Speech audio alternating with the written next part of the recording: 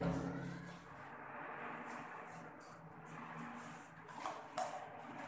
Students, आज हम BA part third का सेकंड पेपर अंतरराष्ट्रीय संबंध के बारे में बीए पार्ट थर्ड का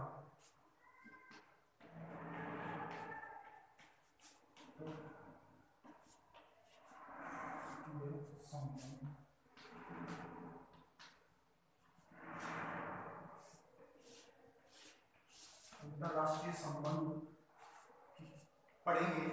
पिछले वीडियो में हमने अमेरिका की विदेश नीति का अध्ययन किया था।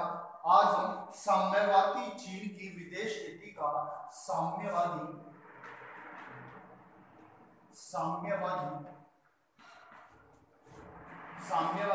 चीन की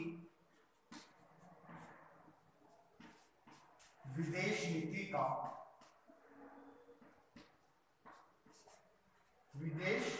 नीति के बारे में अध्ययन करेंगे।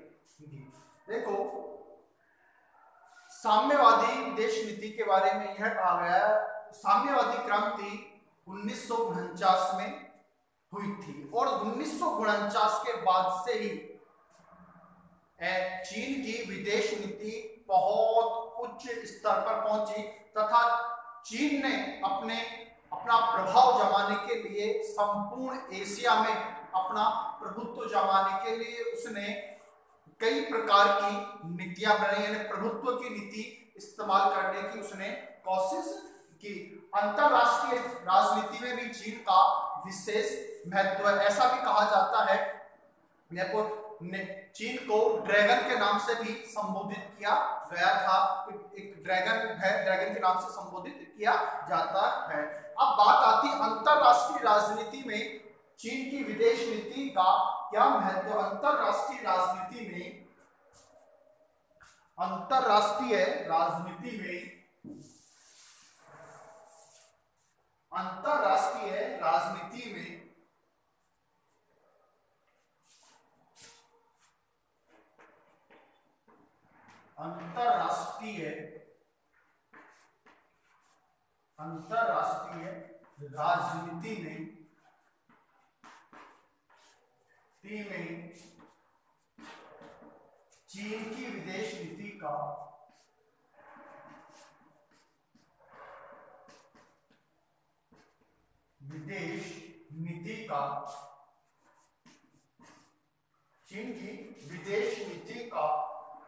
चीन की विदेश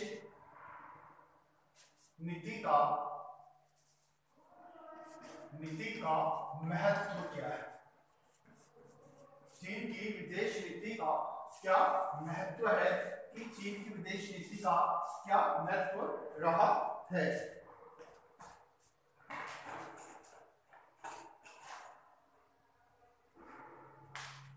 अंतरराष्ट्रीय राजनीति में चीन की विदेश नीति का महत्व क्या रहा है। चीन को तीसरी महाशक्ति का दर्जा प्राप्त होना।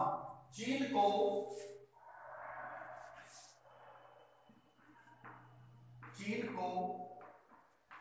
तीसरी महाशक्ति का दर्जा प्राप्त होना। चीन को नवीन शक्ति संतुलन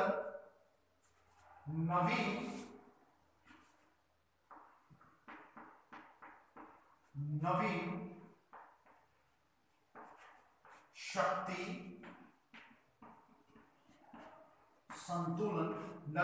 शक्ति संतुलन अमेरिकी नीति की विफलता, अमेरिकी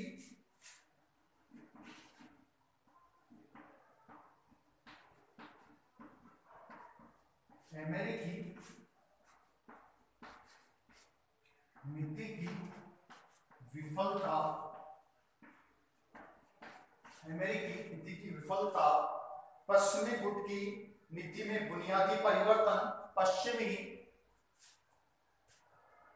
नीति में बुनियादी परिवर्तन पश्चिमी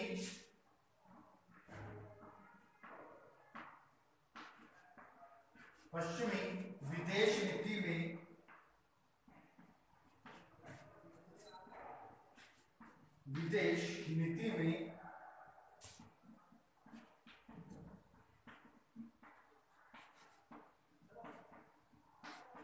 बुनियादी परिवर्तन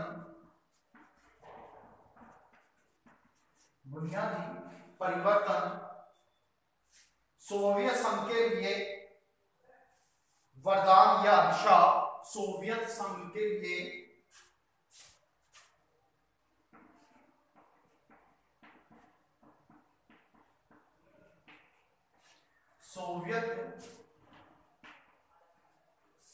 के लिए वरदान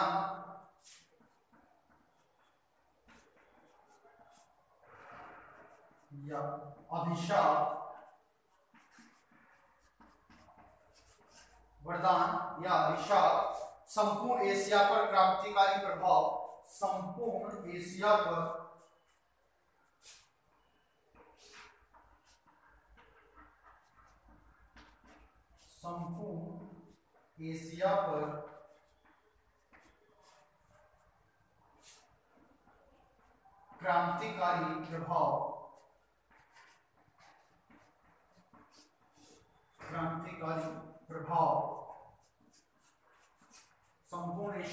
क्रांतिकारी प्रभाव, नवीन अंतरराष्ट्रीय समस्याओं का उत्पन्न होना, नवीन अंतरराष्ट्रीय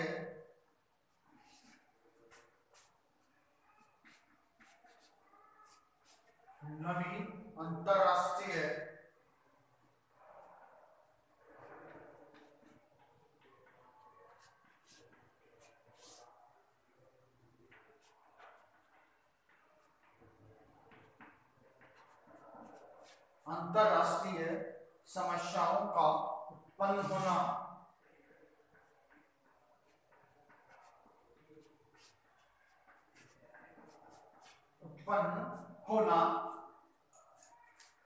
अंतरराष्ट्रीय राजनीति में चीन की विदेश नीति का अभ्युदय का महत्व क्या रहा, या विदेश नीति का क्या महत्व रहा। तो चीन को तीसरी दुनिया में महाशक्ति का दर्जा प्राप्त होना। द्वितीय विश्व युद्ध के बाद चीन में दो महाशक्तियां थी, एक तरफ सोवियत संघ था तो दूसरी तरफ संयुक्त राज्य अमेरिका था।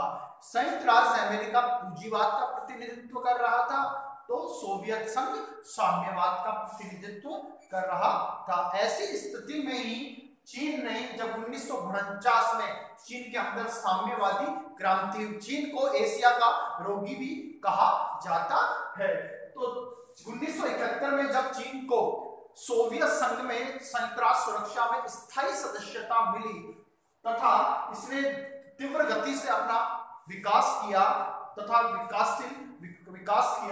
तथा इसने नए अपने परीक्षण किए तथा अपनी स्थिति को मजबूत किया, तो इसे विश्व में तीसरी महाशक्ति का दर्जा प्राप्त किया गया, यानी तीसरी महाशक्ति के रूप में देखा गया और एशिया में इसको प्रथम दर्जा प्राप्त है, यानी प्रथम महाशक्ति के रूप में इसे देखा जाता है। नेक्स्ट बात है नवीन शक्ति संतुलन। नवीन शक्ति संतुलन से तात्पर्य है कि अंतरराष्ट्रीय राजनीति के अंतर्गत अंतरराष्ट्रीय राजनीति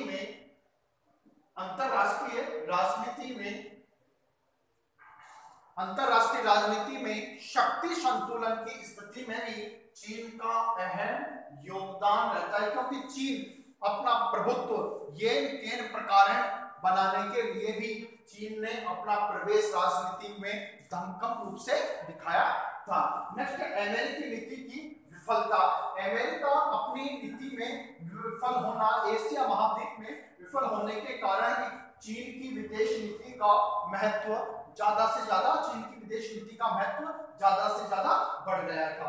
नेक्स्ट फोर्थ है पश्चिमी विदेश नीति में बुनियादी परिवर्तन, अर्थात पश्चिम यूरोप में बहुत ज्यादा परिवर्तन आए थे स्वतः नवोदित राष्ट्र स्वतंत्रता की मांग करने लग गए। तो ऐसी स्थिति में चीनी पश्चिमी विदेश नीति में बुनियादी परिवर्तन हुआ। नेक्स्ट है सोवियत संघ के लिए वरदान या अभिशाप। सोवियत संघ के लिए या तो वरदान साबित हुआ या अभिशाप साबित हुआ। संपूर्ण एशिया पर क्रांतिकारी प्रभाव हुए, यानी छोटे छोटे देश भी क्रांति की ओर अग्रसर हुए, क्रांति की ओर अपना प्रभाव दिखाने के लिए क्रांति की ओर अग्रसर हुए। नवीन अंतरराष्ट्रीय समस्याओं का उत्पन्न होना, इससे नवीन अंतरराष्ट्रीय समस्याएं बहुत ज्यादा उत्पन्न हो गई, बहुत ज्यादा दिखाई देने लग गई। आठवां है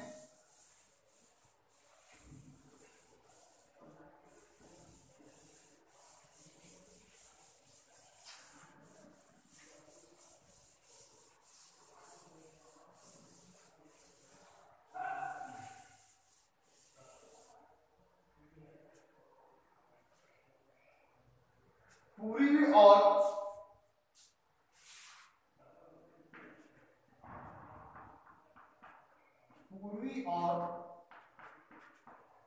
दक्षिण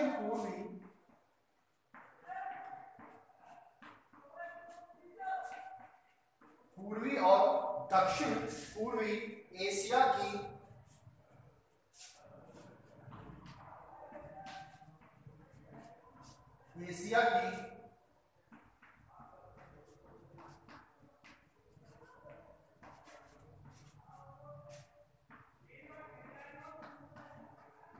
प्रभाव, पूर्वी और दक्षिण पूर्वी एशिया की राजनीति पर प्रभाव। चीन दुनिया की दूसरी बड़ी अर्थव्यवस्था। चीन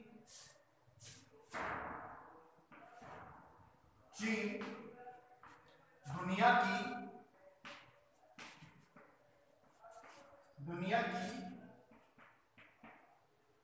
दूसरी बड़ी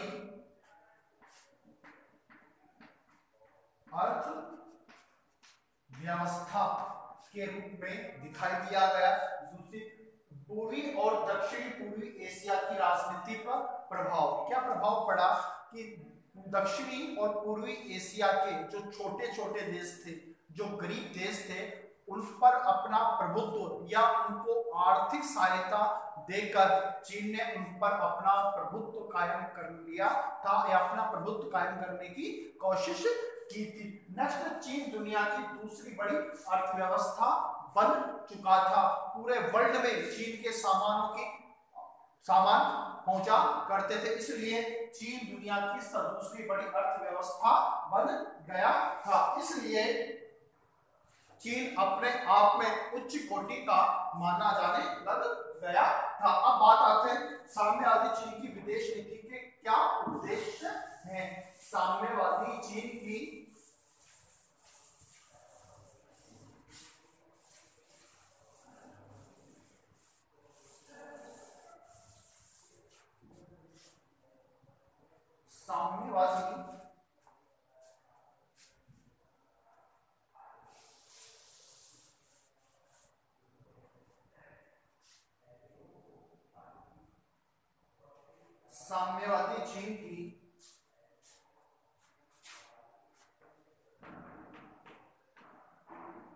साम्यवादी चीन की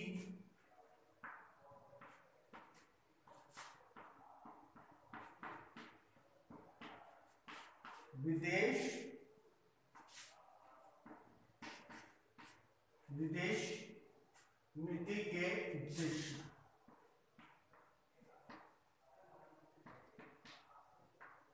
क्या क्या उद्देश्य है, यानी साम्यवादी चीन की विदेश नीति के क्या क्या उद्देश्य हैं। चीन की अखंड स्वतंत्रता और अखंडता की रक्षा करना। चीन की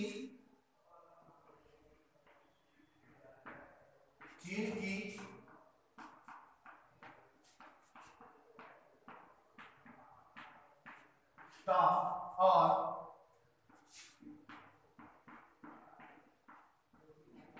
अखंडता की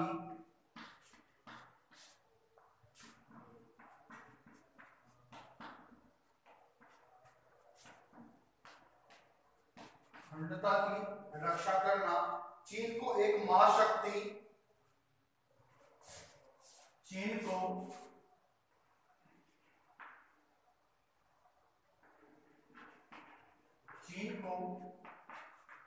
एक महाशक्ति के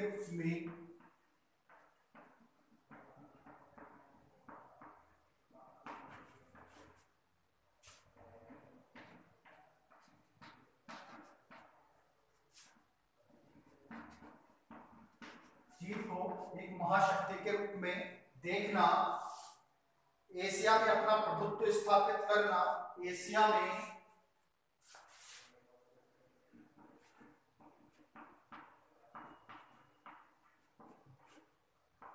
में अपना प्रभुत्व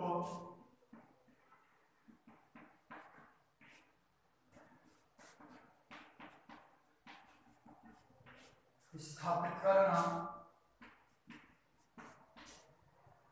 एशिया में अपना प्रभुत्व स्थापित करना। चौथा है एशिया में अपना प्रभुत्व स्थापित करना, एशिया और अफ्रीका में साम्यवाद जगत का नेतृत्व करना, एशिया और अफ्रीका में, एशिया और अफ्रीका में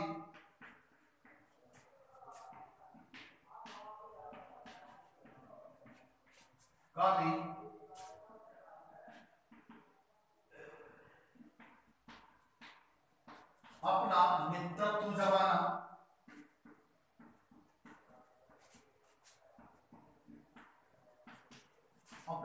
नेतृत्व जमाना, प्रवासी चीनियों के हितों अधिकारों, प्रवासी चीनियों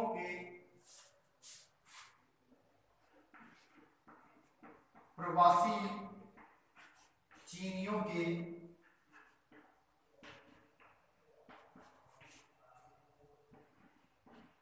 हितों व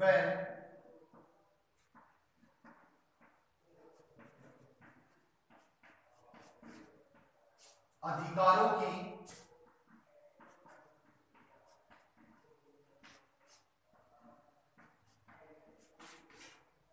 रक्षा करना, चीनी सीमाओं का विस्तार करना, चीनी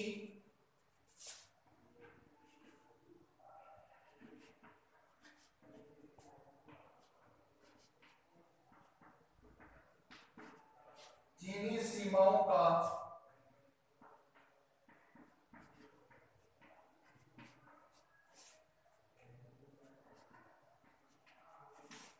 विस्तार करना, सोवियत संघ अथवा रूस के प्रभाव क्षेत्र को काटना, सोवियत संघ अथवा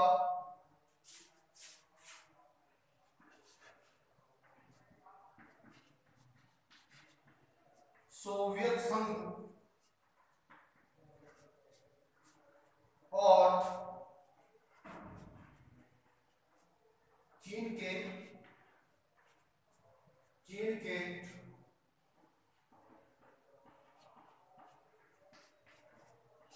प्रभाव क्षेत्र को काटना,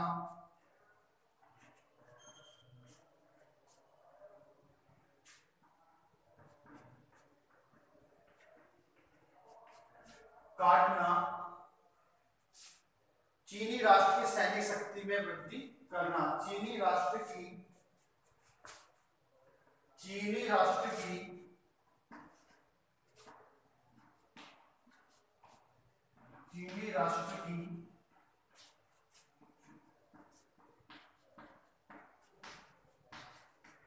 सैनिक शक्ति में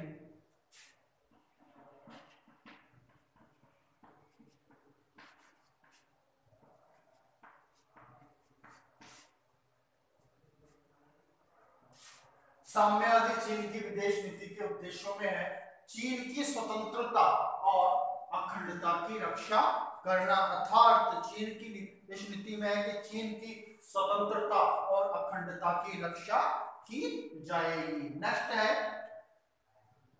चीन को एक महाशक्ति के रूप में देखना है, चीन को विश्व में सबसे ज्यादा शक्तिशाली बनाना, सबसे ज्यादा पावरमैन बनाना, यह चीन की विदेश नीति का प्रमुख लक्ष्य है।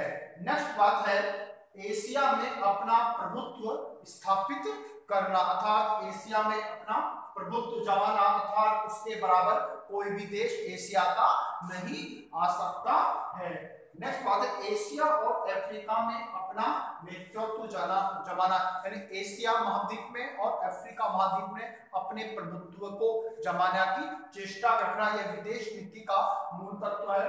प्रवासी चीनियों के हितों व अधिकारों की रक्षा करना, दूसरे देश में जो चीनी रह रहे हैं उनके हितों की और उनके अधिकारों की रक्षा करना भी अमेरिका की विदेश नीति का प्रमुख लक्ष्य है। चीनी सीमाओं का विस्तार करना, अर्थात विस्तारवादी नीति भी अमेरिका की विदेश नीति है, अर्थात अपनी सीमाओं का विस्तार करना, अर्थात विस्तारवाद को बढ़ाना। नेक्स्ट है सोवियत संघ और चीन के प्रभाव क्षेत्र को काटना, अर्थात सोवियत संघ और चीन के प्रभाव क्षेत्र, यानी सोवियत संघ से मतलब है रूस, सोवियत संघ से मतलब है रूस को अपने प्रभाव क्षेत्र से अलग करना, और चीनी राष्ट्र की सैनिक शक्ति में वृद्धि करना, अर्थात सैनिक में अपने सैनिकों में ज्यादा से ज्यादा वृद्धि करना, यह चीन की विदेश नीति का प्रमुख लक्ष्य, अर्थात चीन की स्वतंत्रता और अखंडता की रक्षा करना, चीन को एक महाशक्ति के रूप में देखना, एशिया में अपना प्रभुत्व स्थापित करना, एशिया और अफ्रीका में अपना नेतृत्व जमाना, और प्रवासी चीनियों के हितों व अधिकारों की रक्षा करना, और चीनी सीमाओं का विस्तार करना, सोवियत संघ और चीन के प्रभाव क्षेत्र को काटना, और चीनी राष्ट्र की सैनिक शक्ति में वृद्धि करना, ये सब बातें जो हैं वो क्या है कि चीन की विदेश नीति क्या, भारतीय की विदेश नीति के उद्देश्य है, चीन की विदेश नीति के उद्देश्यों में यह आया गया है। अब बात आती चीन की विदेश नीति के आधारभूत निर्माणक तत्व।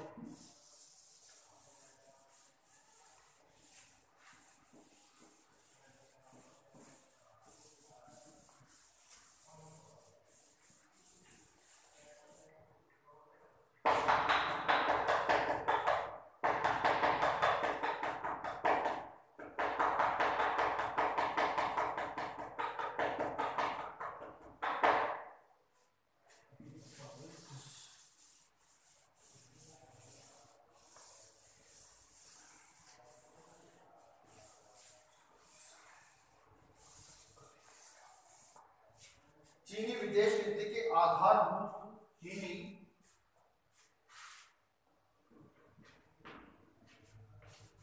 विदेश नीति के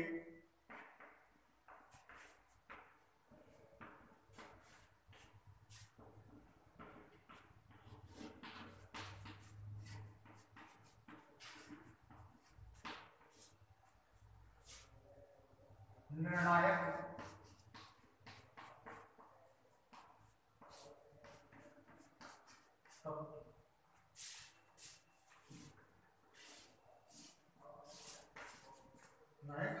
तत्व, पहला प्रेरणा होता है उसके नेताओं का आगाध विश्वास है कि चीन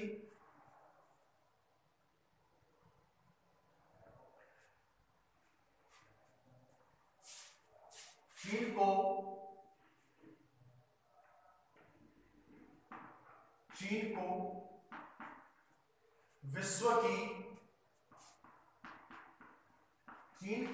विश्व की महाशक्ति के रूप में देखना, अर्थात उसके नेताओं का यह विश्वास है, यह विश्वास था कि चीन को विश्व की महाशक्ति के रूप में देखना, चीन को विश्व की महाशक्ति के रूप में देखना, चीन को विश्व की महाशक्ति के रूप में देखना। दूसरा है चीन विस्तारवादी नीति का पोषक, दूसरा है चीन विस्तारवादी चीन विस्तारवादी नीति का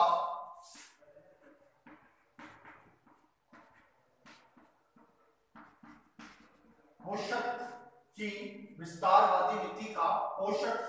तीसरा है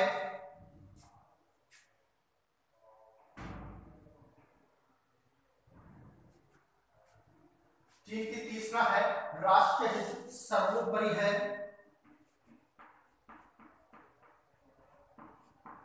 राष्ट्रीय हित को सर्वोपरि माना गया है।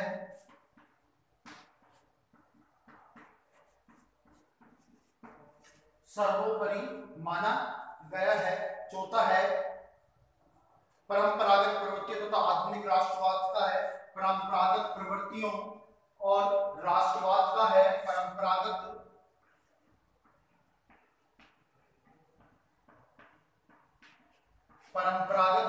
प्रवृत्तियों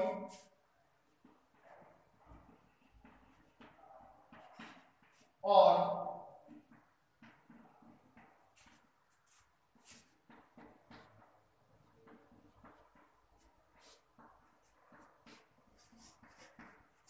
राष्ट्रवाद का है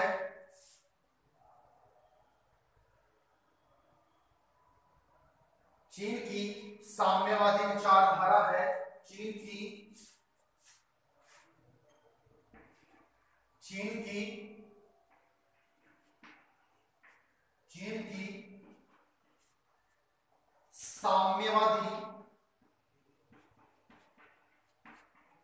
की साम्यवादी विचारधारा है।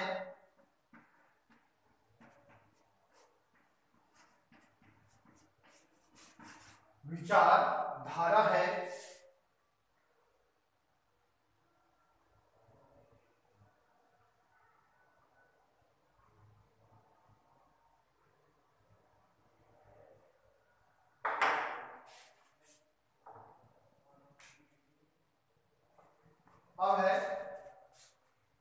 चीन की विदेश नीति के आधारभूत निर्णायक तत्वों में है चीन को विश्व की महाशक्ति के रूप में देखना चाहता है। चीन की विदेश नीति के आधारभूत तत्वों में क्या चीन वर्ल्ड में मैन पावर यानी उसके नेताओं की अगाध आस्था यह थी, यह विश्वास था कि चीन विश्व का मैन पावर बने, चीन विश्व की महाशक्ति के रूप में यानी वर्ल्ड का मैन पावर बने। इधर चीन विस्तारवादी नीति का पोषक है अर्थात वह पूरे अपनी जो सीमाएं हैं देशों की सीमा उनका लगातार अपनी सीमाओं का वह विस्तार करना चाहता है। वह विस्तारवादी नीतियों का पोषक है, विस्तारवादी नीतियों को ही मानता है। नेक्स्ट है राष्ट्रीय हित को सर्वोपरि माना गया अर्थात राष्ट्रहित ही सर्वोपरि माना गया है। नेक्स्ट है परंपरागत प्रवृत्तियों राष्ट्रवाद का है यानी परंपरागत यानी अपनी संस्कृति परंपरागत और राष्ट्रवाद यानी राष्ट्रवाद को सबसे पहले माना गया है। चीन की साम्यवादी यानी अपनी साम्यवादी विचारधारा को उसने बढ़ाया है यानी अपनी पूंजीवाद का वह विरोध करता है यानी साम्यवादी विचारधारा का वह पक्षधर है। अब बात आती है चीन के नीति निर्माण के साधन यानी चीन के निर्माण में कौन कौन से साधन थे वो है अब चीन की विदेश नीति के विकास के चरण। चीन की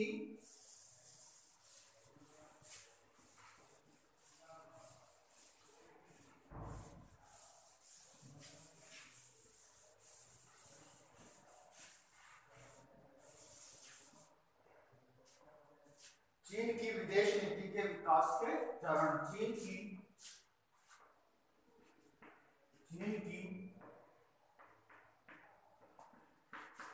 विदेश नीति के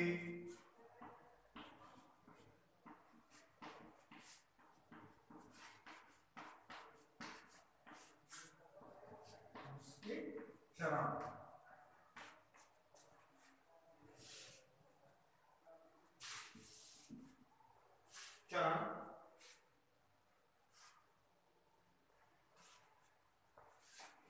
चार चरण बताए विकास नीति के, इसमें पहला है उग्र नीति का युग, उग्र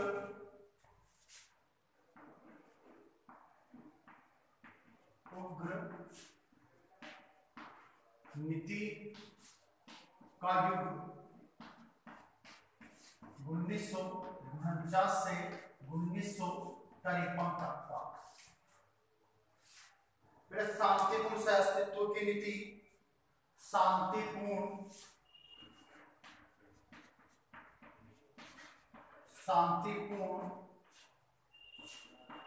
सह अस्तित्व की नीति 1954 से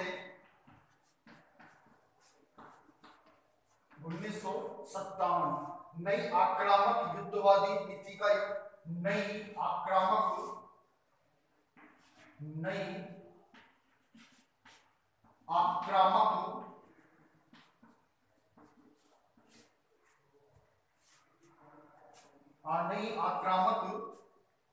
युद्धवादी नीति का युग, युद्धवादी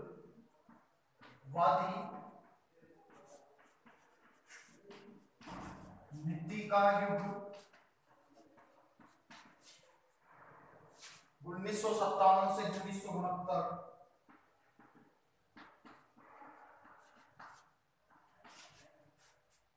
युवान कूटनीति, युवान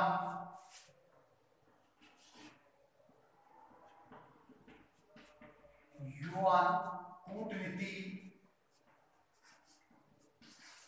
1969 से लेकर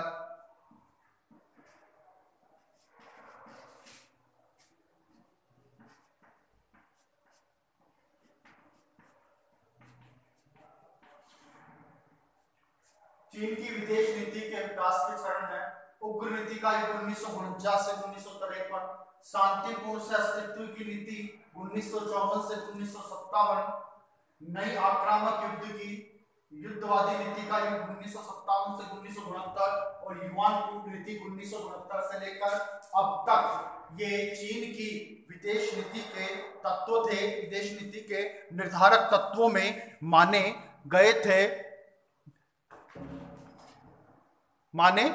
हैं, जिसमें विदेश नीति के विकास के चरणों को शामिल किया गया है। उग्र नीति का युग 1949 से 1953, शांतिपूर्ण सहअस्तित्व की नीति 1954 से 1957, नई आक्रामक युद्धवादी नीति का युग 1957 से 1969 और युवान कूटनीति 1969 से लेकर अब तक। और इन सब का हम जो डिस्क्रिप्टिव अध्ययन हम नेक्स्ट वीडियो में करेंगे। Thank you.